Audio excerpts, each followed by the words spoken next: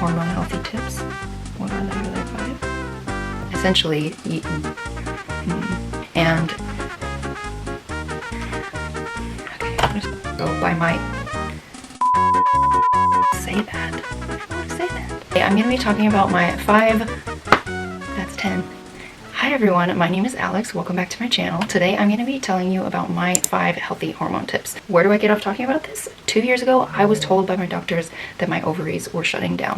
I had very low estradiol. I had a bunch of hormones that were out of range, and all signs pointed to the fact that my ovaries were really struggling to work properly. I was diagnosed with a disorder called primary ovarian insufficiency that affects the function of the ovaries and causes the ovaries to produce much lower levels of certain hormones than what is typically needed for a woman my age. This is what my hormones looked like before making any diet or lifestyle changes.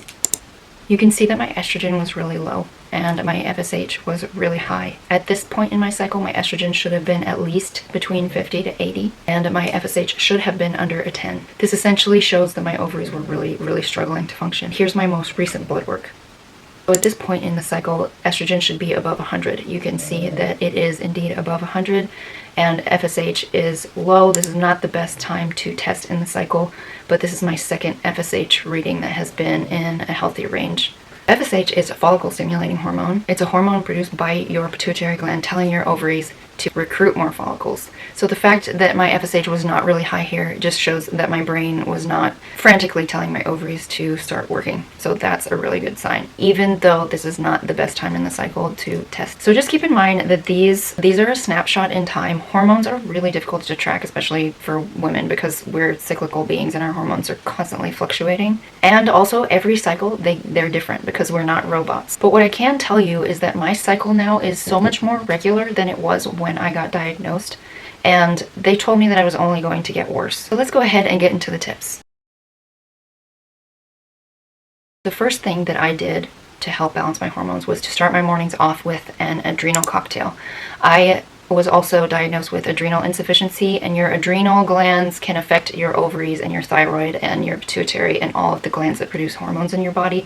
If something goes off, everything can kind of get thrown off. So in order to support my adrenals, I make sure I'm getting plenty of minerals and electrolytes.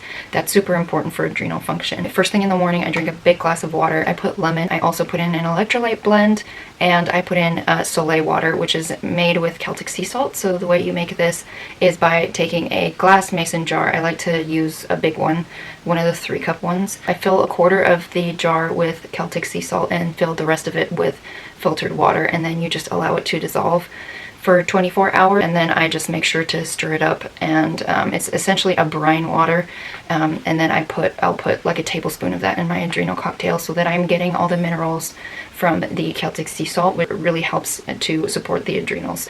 It helps support healthy cortisol levels, and that is something that my body personally really needed. So my second tip is to start my day off with fat and protein, and also to add fat and protein to my coffee and to not drink coffee on an empty stomach. That is a little bit of a mouthful, but black coffee can sometimes spike some people's blood sugar, so I do not ever have it without fat and protein. I personally have not reintroduced dairy into my diet. I've done the AIP diet for a really long time, and I'm not eating cow's milk dairy at the moment, so I will use canned full-fat coconut milk, and I use collagen peptides in my coffee. I do 2 scoops because it adds 20 grams of protein to my coffee. And then for breakfast, I will have eggs, avocado. Blinsky makes some really good sausages that have some really good ingredients. Those are really good as well. Getting a well-rounded breakfast with coffee, with fat and protein, and with fat and protein in the coffee is a really good tip to help balance out your hormones. My third tip is to spend as much time in nature as possible.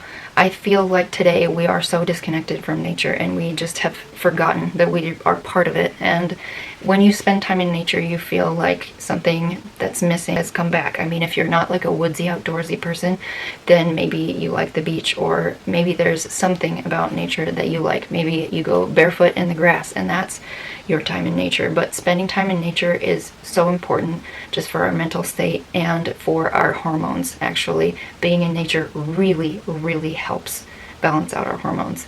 I spend a lot of time in the water, in the ocean, surfing, swimming. It is my happy place. Just even being at the beach with my feet in the sand and just breathing in the sea air. Spending time in nature can lower cortisol levels. So it may seem like a wooey thing to say that spending time in nature is really important, but it is. It's very important, and it has a profound effect on our hormones, and there have been plenty of studies on all of the effects that being in nature has on us, and they're just overwhelmingly positive effects. Moving on to the next tip. I like to use a red light filter on my phone at night. If you have an iPhone, I'm just going to show you how to do this right now. On your iPhone, you're going to go into your settings and go into accessibility, and then you're going to scroll down to color filters, and you're going to go in there and you're going to turn it on, and you're going to go to color tint. And then if you scroll down, you can adjust the color with the hue slider there. And then you're going to go back. Well, first you're actually going to turn off color filters. Then you're going to go back and you're going to go into accessibility shortcuts. And then you are going to select color filters here so that when you triple click your side button, it will turn on the color filter.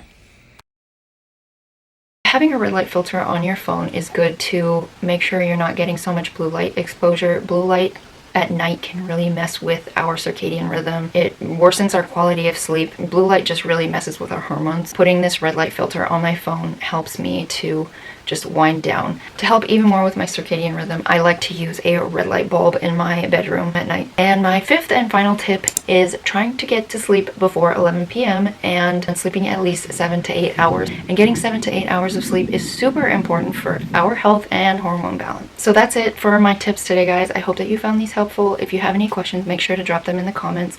Let me know if you have any hormone tips of your own. I would love to hear them. I'm always looking for ways to better my health, and so if you have anything that has worked for you, please do let me know. I would love it if you guys would subscribe. I do lots of structured videos like this, but I also share all about my health journey, the real, the raw, the nitty-gritty in all of my vlogs, so make sure you go and watch those. I hope to see you guys in the next one. Thank you so much for watching. Bye, guys.